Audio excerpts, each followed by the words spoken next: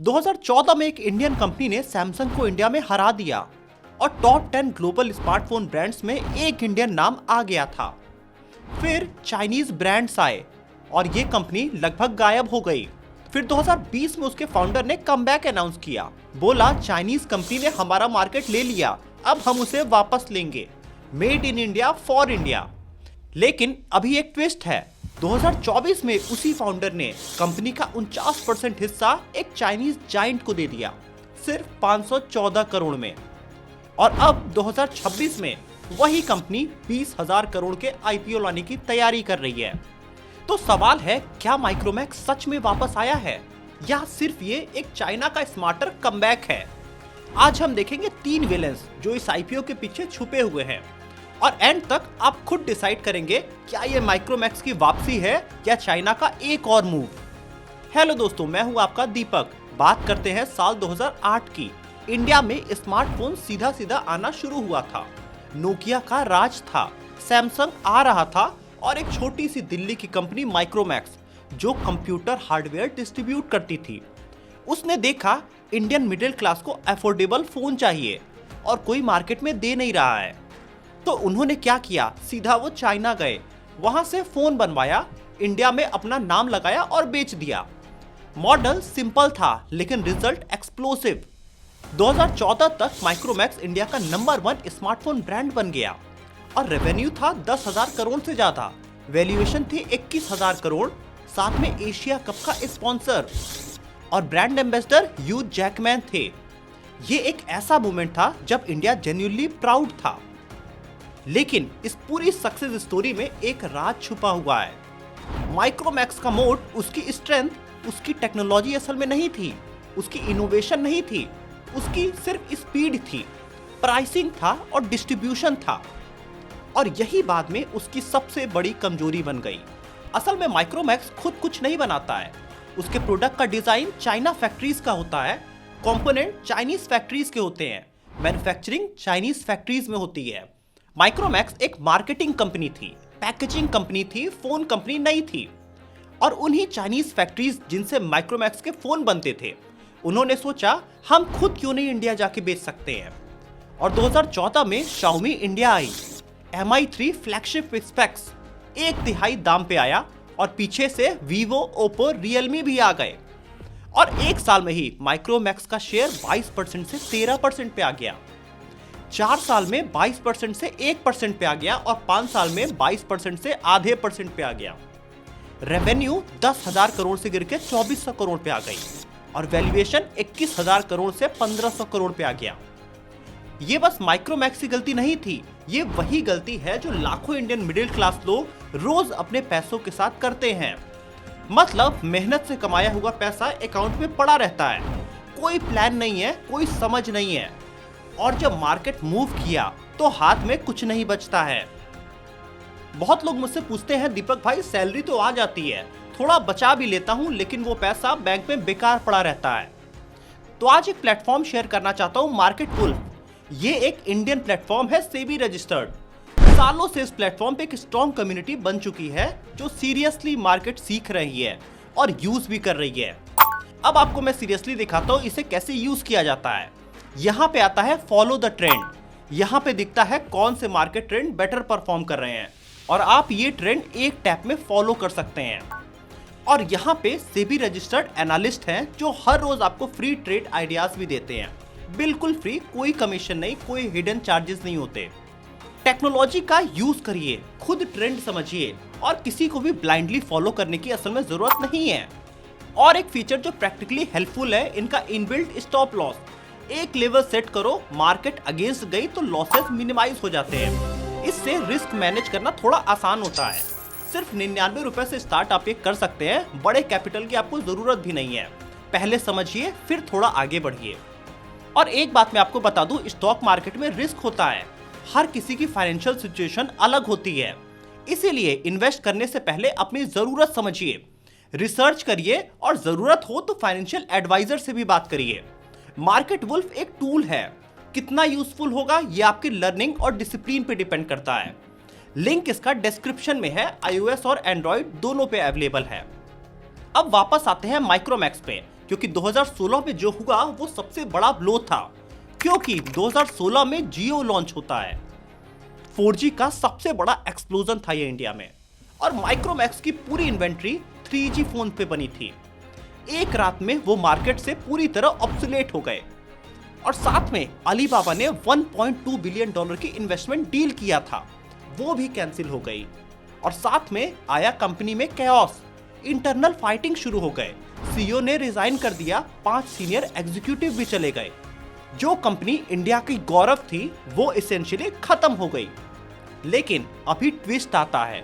जून 2020 में चाइना ने बदमाशी किया और गलवान वैली पे क्लैश हुआ। इसके बाद India China border tension peak पे था। देश भर में चाइनीज प्रोडक्ट बाइकआउट करने की लहर चल पड़ी थी।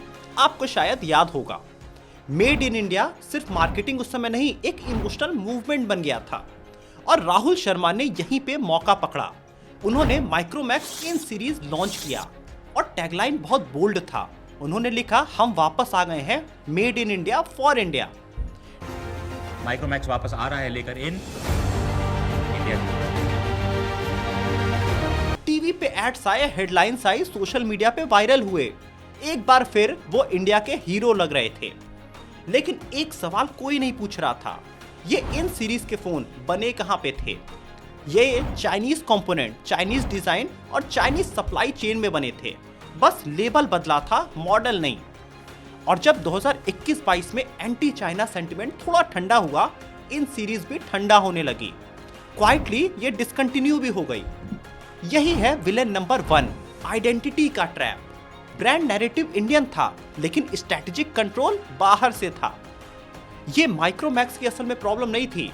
इंडिया में कई ब्रांड्स लोकल दिखते हैं, लेकिन असली गेम ये है कि वैल्यू क्रिएशन कहां हो रही है और कंट्रोल असली किसके पास है। और माइक्रोमैक्स का सबसे बड़ा प्रूफ आया साल 2024 में। अगस्त 2024 में शंघाई में एक कंपनी है ह्यूआकिन टेक्नोलॉजीज, दुनिया की नंबर 1 इंडिपेंडेंट डिजाइन हाउस। ये ग्लोबल ओडीएम मार्केट शेयर इनके पास 28% है।